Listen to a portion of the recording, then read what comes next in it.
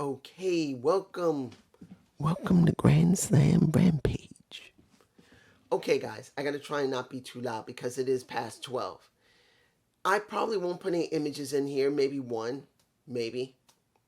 What do we get for this Rampage, which is recorded, pre recorded? This is a lesser show. And I'm gonna put that in my title a lesser show. Rampage is pre recorded. We know this. It's been pre recorded and it doesn't have the same luster as Dynamite does. It just doesn't. So this could feel that I'll do a comparison very quickly. Dynamite is a solid pay-per-view quality show, not a spectacular. This is Rampage. This is Dynamite. Rampage is basically a Dynamite, a standard Dynamite show. Dynamite is a pay-per-view quality, which is a solid show, but not something that's bigger than anything else. It's just a good, well-built, solid, with things I don't agree with, pay-per-view style. That's what it is. But here you can feel that it's lesser. It just is lesser. And several things I don't agree with that happen here that just didn't feel like something. It just felt like a regular Dynamite show. This felt like Dynamite, and Dynamite felt like a solid pay-per-view. That's the way they wanted it. And there's nothing wrong with it. Now, not everyone's going to agree with it, but this is just me. Now, the first match which disappointed me. Powerhouse Hobbs versus CM Punk. Yes, it was disappointing because of how sloppy it was at the very end. Now, mind you, CM Punk hasn't had a lot of matches on the regular show. So I don't expect him to be great. But after seeing him, and understand, the opening of the match was fine. The crowd was into it. New York was fine with it. But as it went along, you could see that it was a little sloppy because we're talking about Powerhouse Hobbs. A guy who's not really big in the business, who has not been in it for very long. And then you got CM Punk, who just came back, who may not have ring rust, but really needs to get his feet wet more in matches to really pace himself and get himself well. And mind you, he's not a bad wrestler still.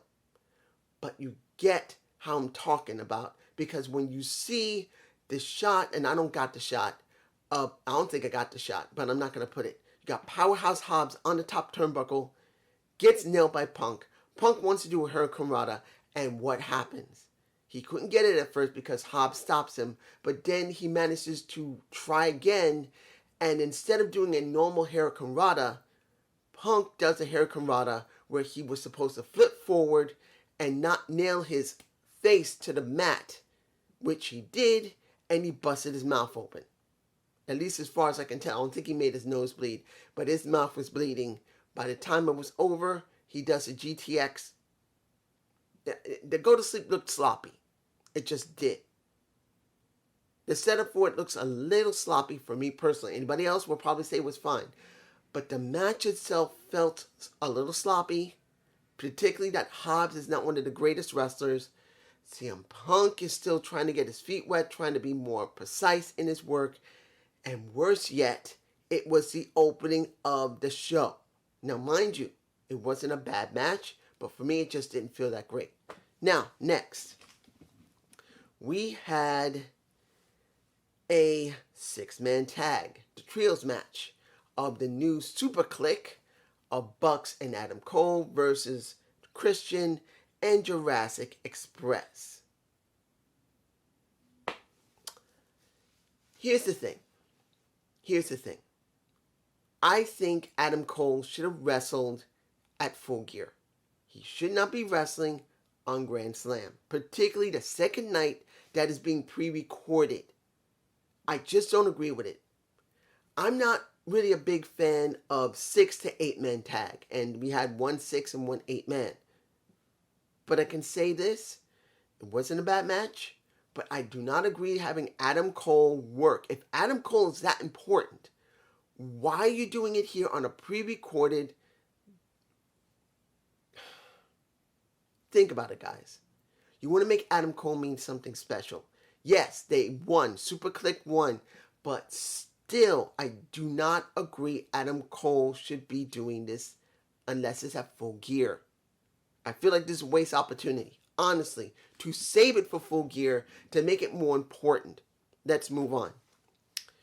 We had the tag match of the Men of the Year with Lambert versus Y2J and Hager. Now, I know people don't all like Hager because, honestly, he's not one of the greatest wrestlers.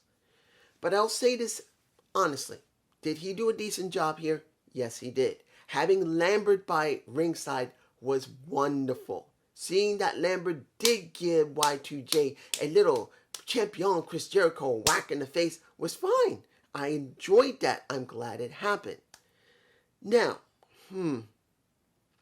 how can I say this? Men of the Year win. They beat down on Hager and Chris.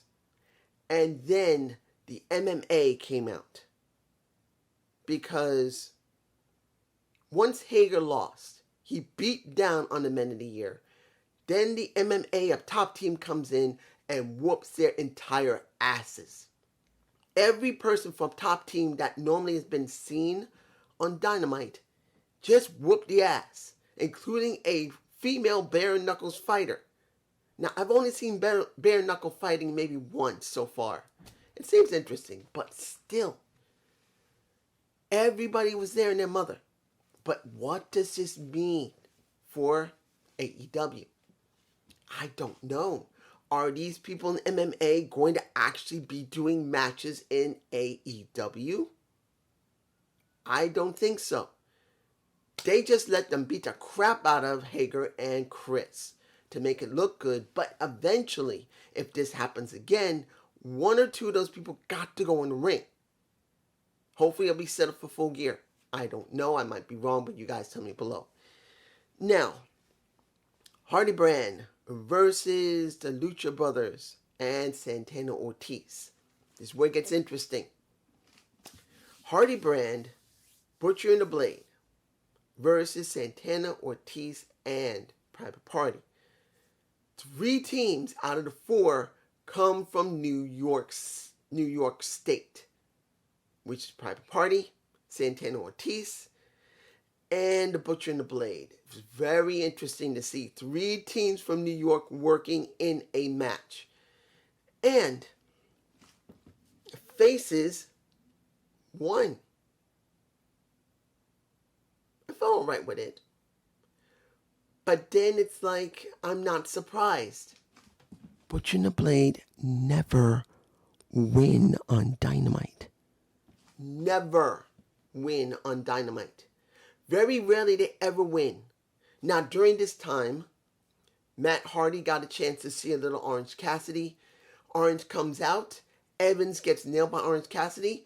And Matt Hardy, after the match, is angry because Cassidy keeps interfering when he wants to cut people's hair off. So now he wants a match hair versus hair. And instead of it being him, it's going to be Evans. Jack Evans will be going up against Orange Cassidy if they agree. Hair versus hair. Okay. Will this be at Full Gear or will this be on a regular Dynamite or Rampage? I hope not. If you're going to make this important, put it on Full Gear. Yes, it's not a major feud, but still, a hair versus hair match would be more special on a pay-per-view. But I don't think they'll do that. But it's just me, you guys tell me below. Here's the match that felt the weakest. Anna Jade versus Penelope Forbes.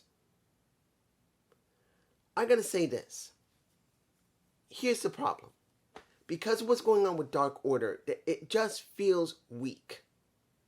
Now, Forbes wins because she does some brass knucks in the face of an Anna Jade. Because the bunny helped her out. And I think maybe I'll put that shot in my face. No, forget it. I'm not going to put it in there. I'm not putting any images. I'm just saying, seeing Dark Order come together after it was over, because the Hardy Brand came out, and then seeing Evil Uno and Grayson, well, Evil Uno not feeling it yet from Dark Order, and then Grayson's not comfortable about the situation because he's like in between. He wants to be part of Dark Order, but he's not abandoning his partner, Evil Uno. They need to do something soon. Hopefully he's at Full Gear. Maybe if Wyndham Rotunda is going to AEW, they will finally settle it there. You never know. Or Eric Rowan. I know Eric might not come, but he might. If it's not going to be Wyndham Rotunda, the only other person that would make any sense to be part of Dark Order other than Malachi Black will be Eric Rowan. Or Rowan. That's just me. You guys tell me below. Finally, let me see if I'm forgetting anything. If I am, sorry. Finally, the ending match, which could have opened the show. Because I'm not saying that CM Punk with Powerhouse Hobbs would have been great at the end of the show, but I think it would have been better because they shouldn't have done it here, and particularly with Powerhouse Hobbs. I would have rather seen Ricky Starks, who was on commentary with Taz, which, guys, Ricky Starks sounded okay, but he didn't sound very good because he was next to Taz. They were stepping over each other's faces on commentary. They literally were stepping over each other. If just Starks was there by himself, that would have been fine. If Taz had been there by himself, that would have been fine. With them both together, did not mesh well. It didn't feel right. It felt forced. It felt sloppy. That was just me. Anybody else will probably like it, but me, I did not. It was either one or the other. But this match of Lance Archer and Minoru Suzuki versus the hometown boy of Eddie and Mox was a good match. It was a good non-sanctioned lights out match. It wasn't the most greatest I've ever seen, but it was good. We got the returning Suicide, who came out at the very end of the show and made this feel important. It made something to me, seeing so many New Yorkers being spotlighted, because let's be honest, if this was WWE, you would not see that many New Yorkers at all in a show. You wouldn't. No. You would not. Impact, honestly, I would rarely see them do something like this either. They might if it was special, like a Impact Plus show, but this is just a regular show, like it would be a regular Impact show, and I don't think they go there. I just don't think they would. So I will commend AEW trying to make it all about New Yorkers. If this was Chicago and it was all about a whole bunch of people who worked in AEW that's from Chicago, I wouldn't have a problem with it either. So I was fine with it. Seeing Homicide help out and gave them the chance to win. Now the question is Homicide a part of All Elite Wrestling? I don't know, maybe. And if he is, maybe he should become the manager of Mox and Kingston. Yes, Kingston doesn't need to have anyone talk for him, but it doesn't mean he couldn't be a manager that can wrestle once in a while. That's just me. Was this a good show? Yes, it felt like a standard Dynamite show, particularly it was recorded. But was it better than Dynamite on Wednesday? No. Sorry, nope, it was not. It was a lesser show, and I'm going to use that for the title. And I hope you enjoyed this Zane's View. Please give me a comment below.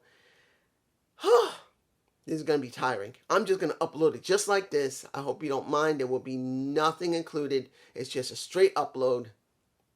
Have a good day. Have a good night. Peace.